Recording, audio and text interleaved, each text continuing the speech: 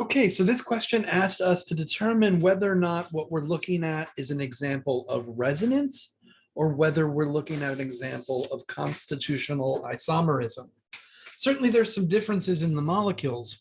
In order to answer this question, we need to decide, is that a difference in the electrons or have atoms moved?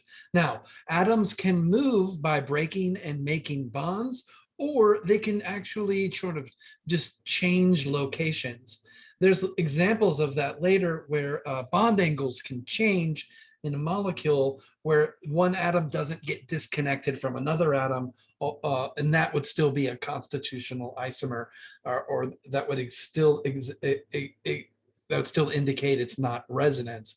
In that case, it would be equilibrium. But in this case, there are no atoms moving.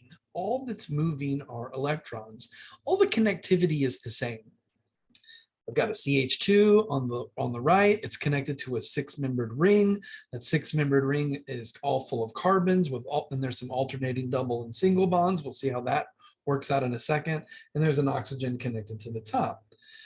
If I use arrows to show how electrons move, I would remind myself there are 6 lone pairs on this oxygen in order for the formal charge to be -1. For the carbon, there has to be a lone pair down here in order for its formal charge to be -1. And I filled in the 2 lone pairs on the neutral oxygen in the structure on the right. So is it resonance? Let me show you how this works. So one of these lone pairs moves down and it makes a double bond with the oxygen. Then the structure, the pi bonds in the ring kind of move places.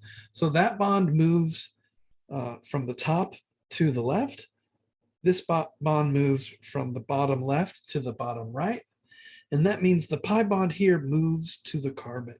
And so this is all resonance. That's what's going on here. Okay.